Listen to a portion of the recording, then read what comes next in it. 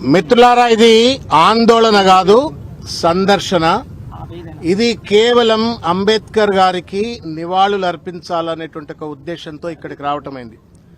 దురదృష్టం ఏంటి అంటే, ప్రపంచంలోనే అతిపెద్ద అంబేద్కర్ విగ్రహాన్ని ఆనాడు తొలి తెలంగాణ ముఖ్యమంత్రి కేసీఆర్ గారు, ఒక పక్కన అమరవీరుల స్మారక స్తూపం, మధ్యలో అంబేద్కర్ గారి పేరు మీద ఉన్నటువంటి ఒక సెక్రటేరియట్, నిరంతరంగా పరిపాలనను అంబేద్కర్ సిద్ధాంతాలతో నడవాలన్న ఉద్దేశంతో ఒక 125 ఫీట్ల ఎత్తులో ఉన్నటువంటి ఒక అంబేద్కర్ విగ్రహాన్ని ఇక్కడ పెట్టడమైంది.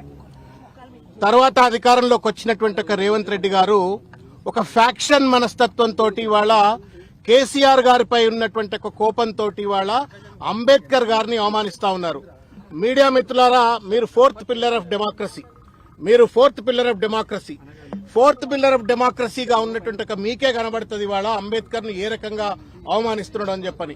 మీరు ఆ ప్రాంగణంలో కనుక చూసినట్టయితే మొత్తం కూడా సిగరెట్ పీకలు కనబడతా ఉన్నాయి, గడ్డి గాదం కనబడతా ఉంది, ఆకులు అలములు కనబడతా ఉన్నాయి. కనీసం ఇంత హిస్టారికల్ మాన్యుమెంట్ ను ఊకాలా, దాన్ని శుభ్రం చేయాలా, ఆ విగ్రహానికి దండ వేయాలా అనేటువంటి ఒక కనీస సోయి ఈ ప్రభుత్వానికి ఎందుకు లేదు అని చెప్పని తట్టి లేపేందుకు, ముల్లుగర్ర బట్టి పొడిచేందుకోసం అని చెప్పని ఇవాళ టీఆర్ఎస్వి నాయకత్వంలో, ఇవాళ నేతృత్వంలో ఇవాళ ఇక్కడికి రావడం జరిగింది. బాధ కలుగుతా ఉంది అంబేద్కర్ విగ్రహానికి ఇవాళ రేవంత్ రెడ్డి చేస్తున్నటువంటి ఒక దుర్మార్గమైనటువంటి అవమానం.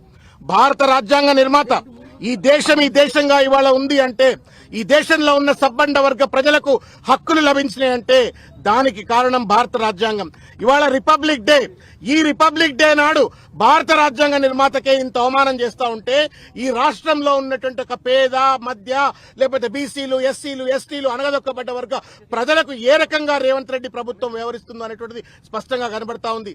There may not be a clear cut law విగ్రహాలకు దండలు వేయాలని చెప్పని, but it is the convention. ఇవాళ గాంధీ జయంతి నాడు గాంధీ విగ్రహాలకు దండలు వేసుకుంటాం.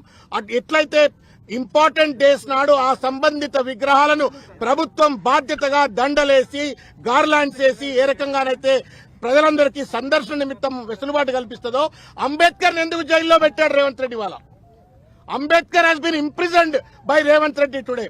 గేట్లకు తాళాలేసి కనీసం ఎవరు కూడా లోపలికి పోకుండా, దండలేయకుండా, నివాళులు అర్పించకుండా అంబేద్కర్ ని వాళ్ళ బందీ చేసినాడు, నిర్బంధానికి గురి చేసినాడు. ఈ నిర్బంధం అంబేద్కర్ కేసింది కాదు, మొత్తం తెలంగాణ సమాజానికి కేసినటువంటిది. ఇది నిర్బంధ తెలంగాణకు నిదర్శనం అని చెప్పని ఈ సందర్భంగా తెలియజేస్తాను. నేను రేవంత్ రెడ్డి గారికి ఒకటే విజ్ఞప్తి చేస్తా ఉన్నా, ఇవాళ నువ్వు ఉంటావు, రేపు ఇంకొకళ్ళు వస్తారు, కానీ అంబేద్కర్ చిరకాలం ఉండేటువంటి ఒక విగ్రహం అది.